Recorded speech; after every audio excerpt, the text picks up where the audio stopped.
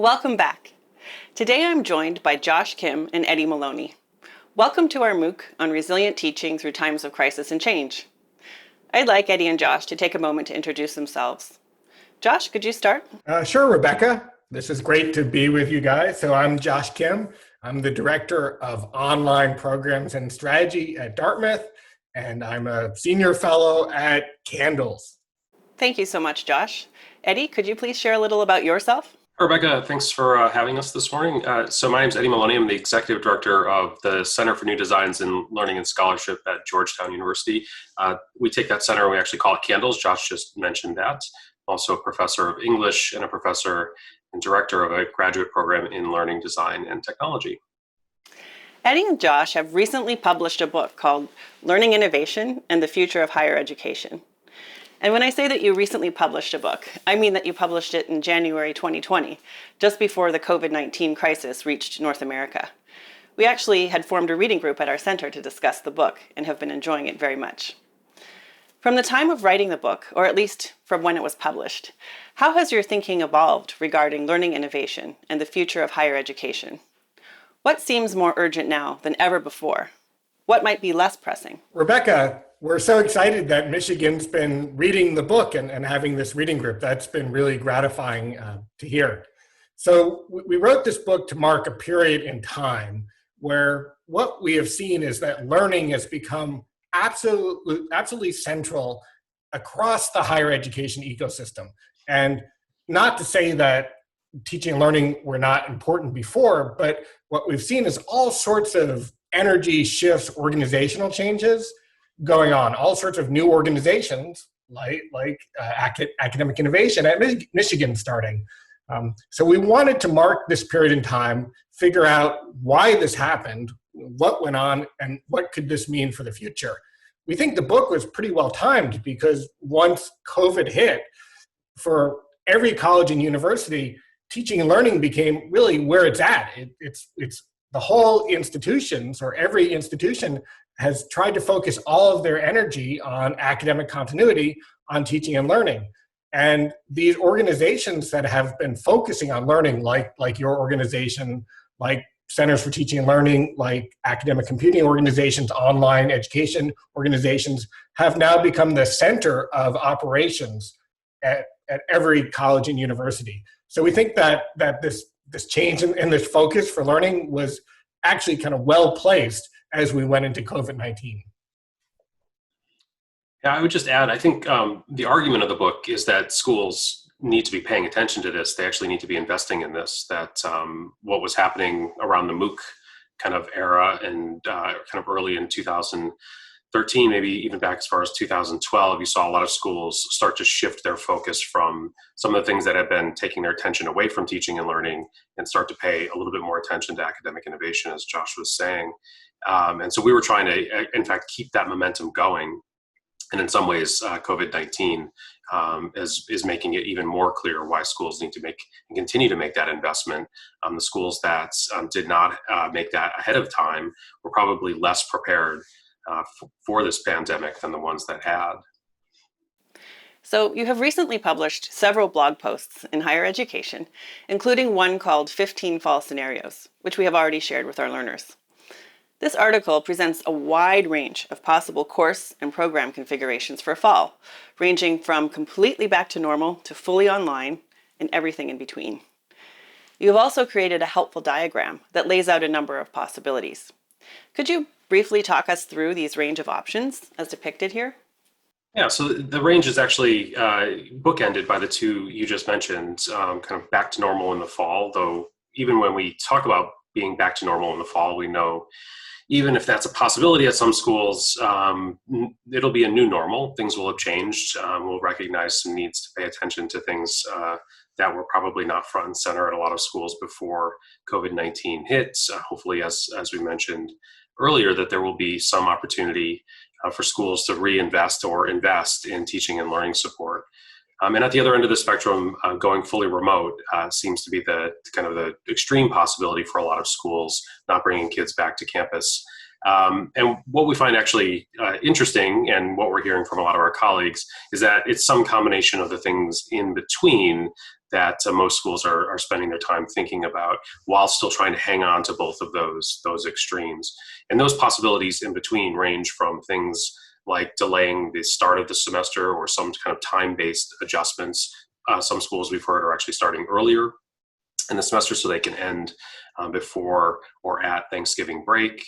You have some schools who are thinking about the kind of student population that they might bring back, so not bringing back the entire campus, but bringing back select groups, possibly first-year students, graduate students, some combination. It could be really any class, in fact. You also have different kinds of scenarios that we put in play that are about the curriculum and thinking about kind of targeting in on certain kinds of classes and only teaching the classes that are either the largest enrolled or the most popular or the most necessary for core requirements.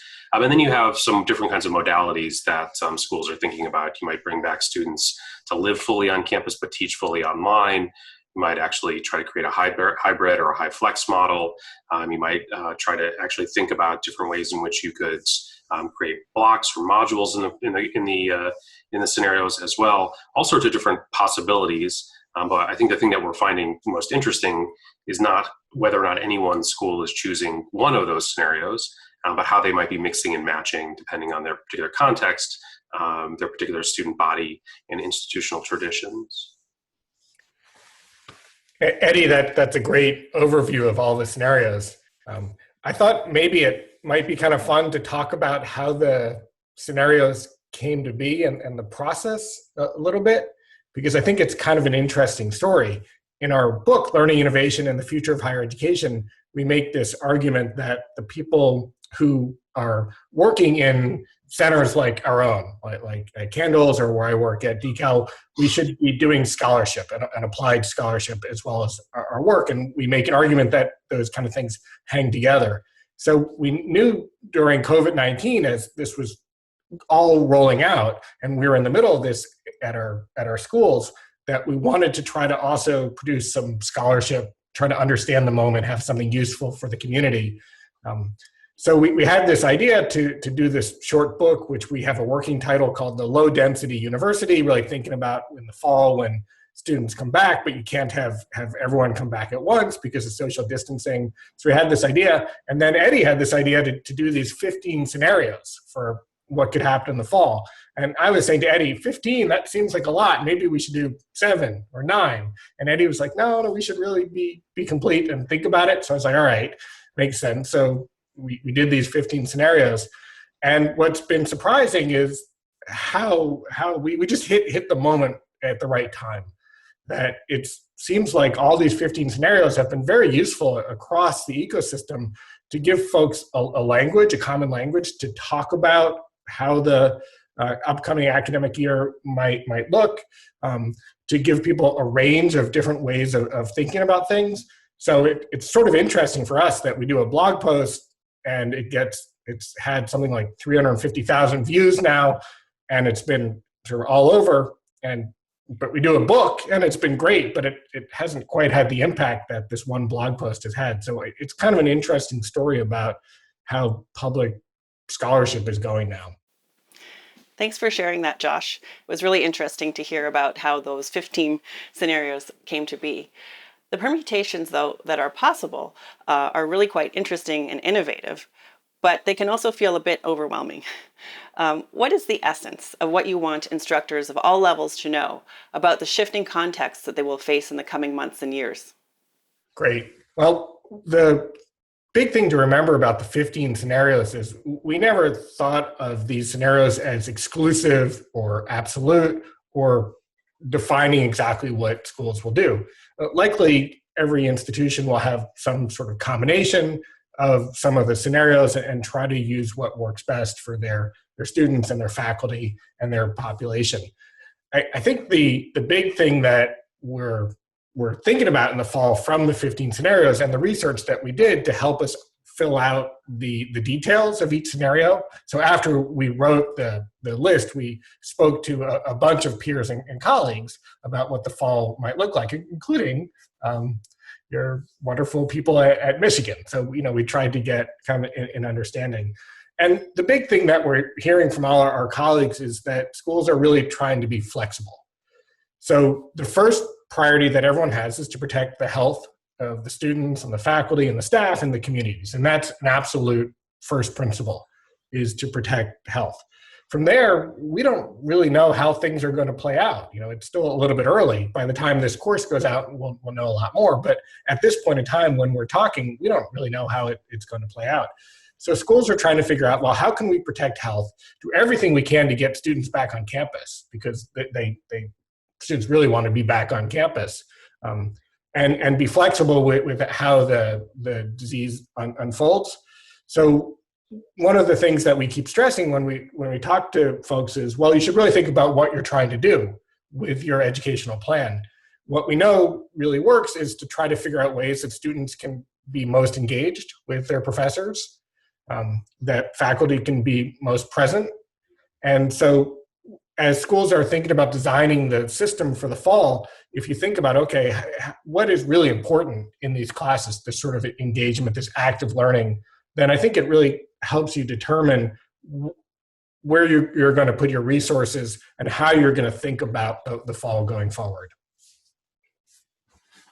I guess I would just add and maybe focus in on a little bit the question about instructors feeling overwhelmed, and what that means. And I think that's right. I think one of the challenges that we're all going to face in the fall is that the work that we're going to engage in any sort of version of a scenario that a school puts into play is going to take more work likely than we're comfortable with or we've been doing when we teach.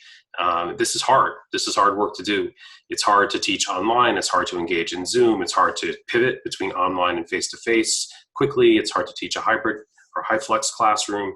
These all require a different level of effort than we tend to be used to. And one of the ways in which I often talk about that is that over the years, instructors, faculty members have developed kind of muscle memory to do certain kinds of things in the classroom.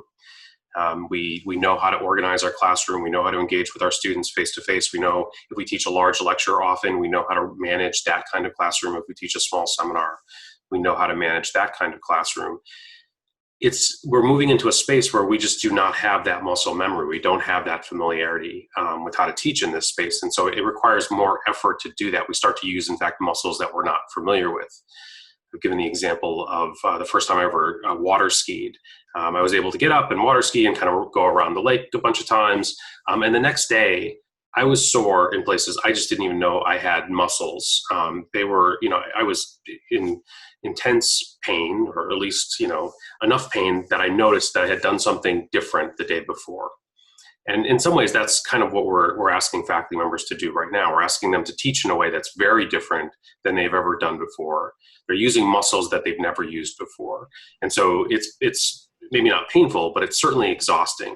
It takes a lot more energy because we just have not built up that endurance that we've developed over many years of teaching in different kinds of capacities.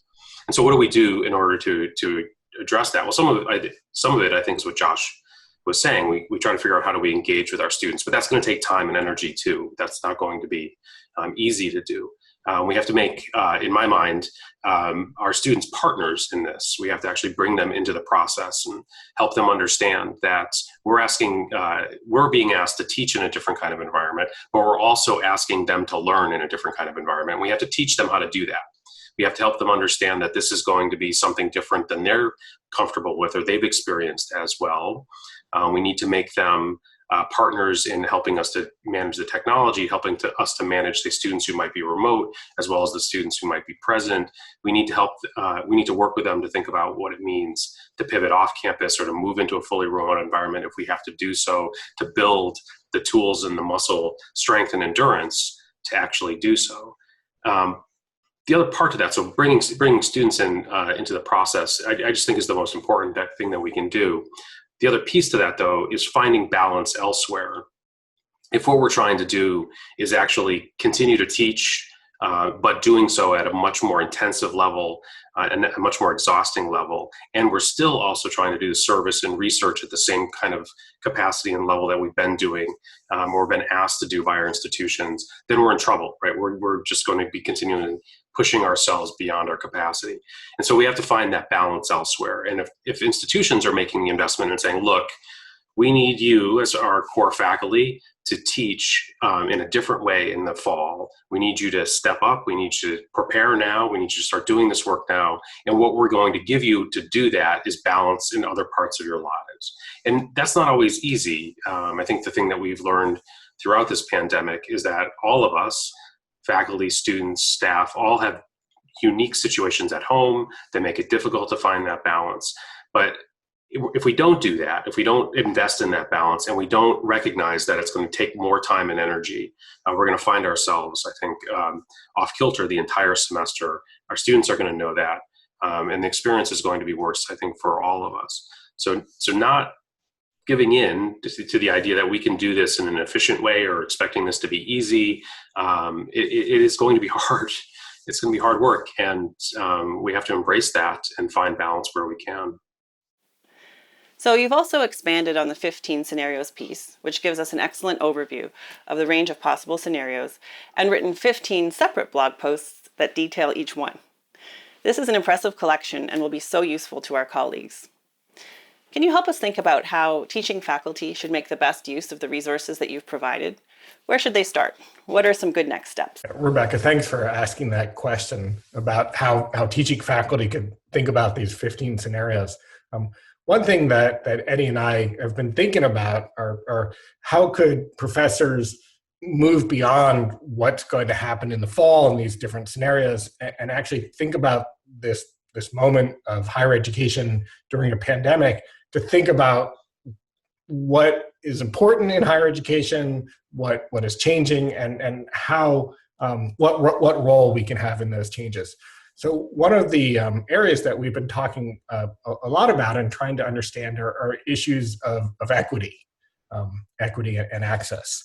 And one way to use the scenarios is to think about issues of equity and access through the lens of each scenario. So if you play one of those out, let's say you play out the high flex model, what does that mean in terms of equity?